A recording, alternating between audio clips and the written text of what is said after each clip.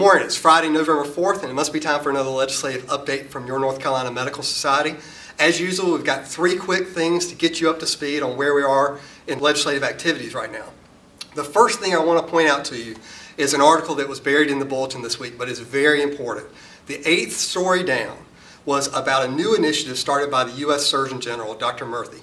And Dr. Murthy is putting this initiative together to show that you really are the ones that are going to lead us out of this opioid crisis. And he asks you to sign on to a pledge to really engage physicians in the positive steps that you can take to start leading your patients and our communities out of this crisis. And he offers 3 steps that you need to participate in to accomplish that goal. And many of those you're already doing. So this is just something that can show that if we're doing this as a collective, we can start seeing some positive action to show to policymakers about what we're doing as a profession about the opioid crisis. So the 3 things that Dr. Murthy is asking you to do is first, follow the CDC guidelines. Make sure that your prescribing is for the appropriate reasons and the appropriate dose for the appropriate patient. The second thing he wants you to do is to make sure that if you identify a problem with a patient, if you see some kind of abuse or illness with your patient, that you're identifying appropriate treatment for them, getting them the help they need. And then finally, that we're treating it as an illness and not some kind of moral indignity that they have to overcome.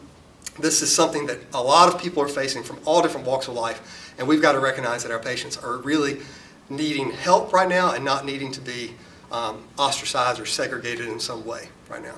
So all that is a way that you can show leadership, which we ask you to do all the time, and it's absolutely essential because we've been talking about this at the North Carolina General Assembly for a number of years now.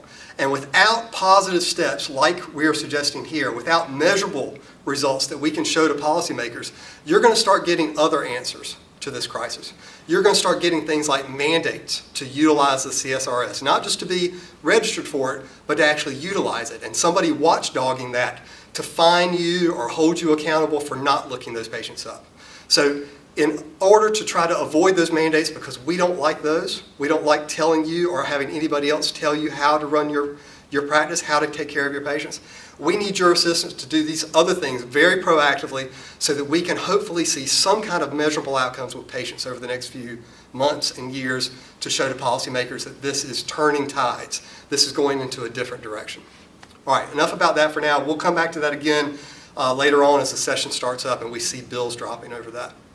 The second thing is, of course, what we've been talking about for weeks and weeks, and that's the elections. We're in the middle of early voting right now. Early voting ends on Saturday at 1 o'clock, so make sure that you've gotten out and stopped by an early voting space. We're going to be sending out some information about the judicial candidates as a reminder for you to get out and vote, so look for that email in the next day or so. And then also, if you don't get out to an early voting, remember you have all day Tuesday, so before work, middle of the day, at lunch, after work, sometime you can get out there and vote. It's your responsibility, it's your obligation as a citizen. Make sure you're getting that done. And finally, on a personal note, I just want to say something that I never thought I'd be able to say. The Chicago Cubs are the world champions. Have a great weekend. We'll see you next week.